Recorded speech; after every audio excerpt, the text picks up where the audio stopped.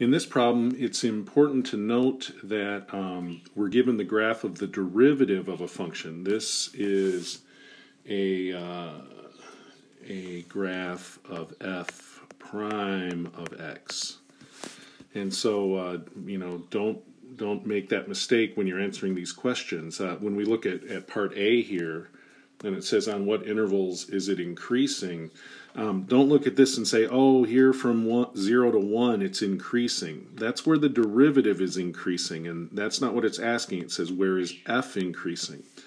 So what's important to think about here is if f is increasing, what that means, a function is increasing if its derivative is positive. So what I'm really looking for here is when is f prime of x greater than 0? So this graph is f prime of x, so I'm just looking for where that's greater than 0. So I'm looking for those places where it's above the x-axis. So this is saying it's defined from 0 to 9, so 1, 2, 3, 4, 5, 6, 7, 8, 9. Each tick mark is 1. So it's f prime of x is positive here from 0 to 2 and from 4 to 6. So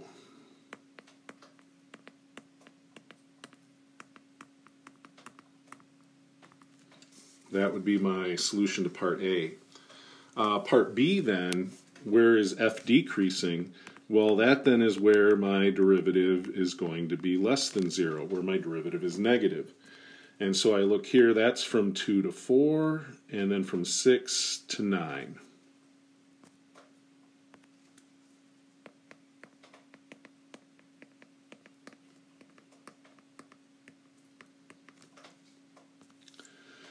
So where does it have a local maximum? Well, remember, if you've seen the mini lecture about the first derivative test, a local maximum is where the derivative changes from positive to negative. The function is going to be increasing and then decreasing.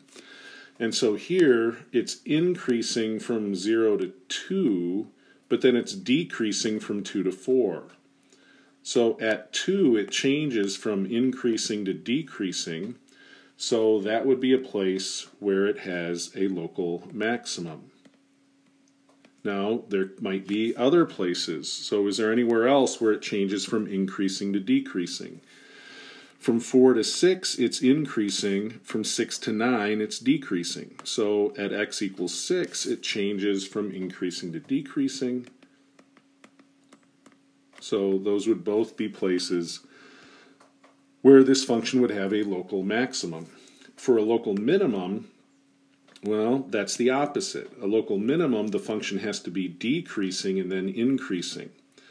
So the derivative changes from negative to positive.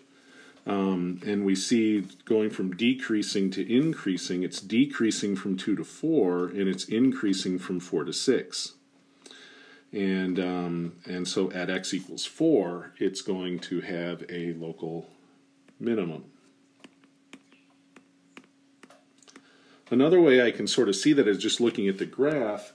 Here from 0 to 2 the derivative is positive, so the function is increasing, and then from 2 to 4 it's decreasing. So at 2 we have a local maximum. Here from 2 to 4 it's decreasing, and then from 4 to 6 the derivative is positive, so it's increasing.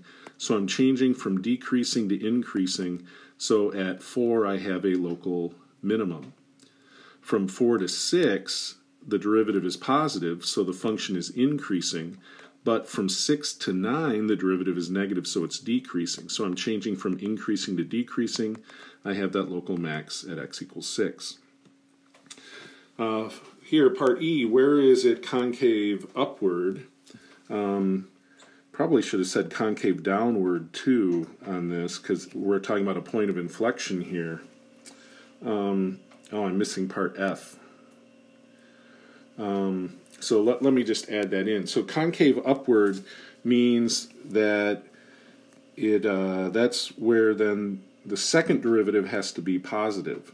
The second derivative is the derivative of the first derivative. So I want to know here where f double prime of x is greater than 0.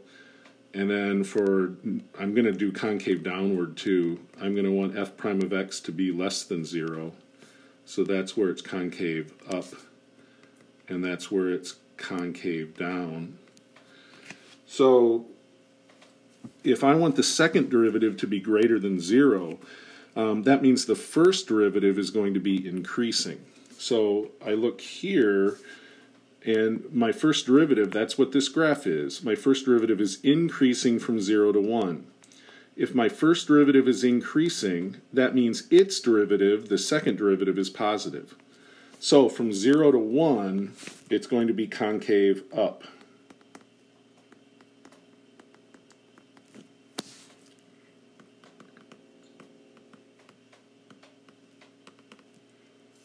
I'm also going to keep track of where it's concave down. So back here, it was increasing from 0 to 1, the derivative, so that means the second derivative is positive. From 1 to 2, it's decreasing. From 2 to 3, it's decreasing. So this first derivative is decreasing from 1 to 3. If it's decreasing, that means its derivative, the second derivative, is negative. So between 1 and 3, it would be concave down.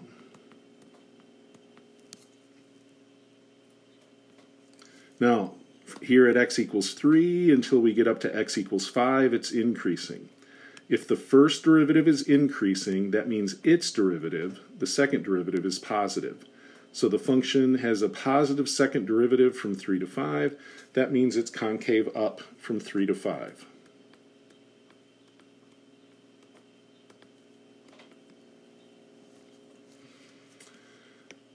Here from 5 to 7, my first derivative is decreasing. That means its derivative, the second derivative, is negative, which means the function is concave down from 5 to 7.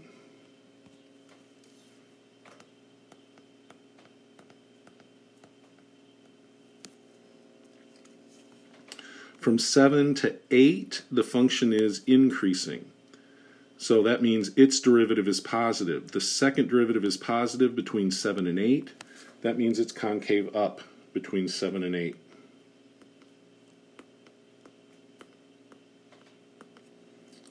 And then finally here from 8 to 9, this first derivative is decreasing.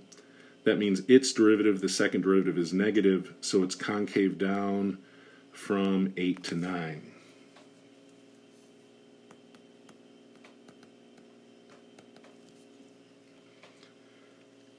So then here, part G, at what value or values of x does f have a point of inflection? A point of inflection is where the concavity changes. So it changes from concave up to concave down, or from concave down to concave up. So from 0 to 1 here, it's concave up. From 1 to 3, it's concave down. So at x equals 1, it changed concavity. So 0 to 1, concave up. 1 to 3, concave down. 3 to 5, concave up. So it changed at x equals 3.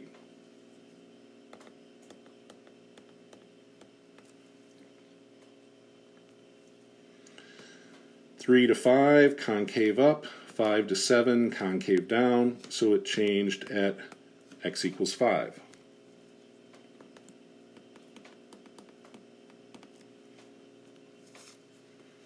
Five to 7, concave down. 7 to 8, concave up.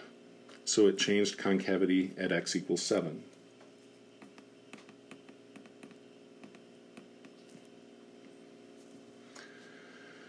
And then finally here, we see it was concave, where are we? At x equals 7, it changed 7 to 8, it's concave up. 8 to 9, it's concave down. So it has a point of inflection at x equals 8. And that would be it.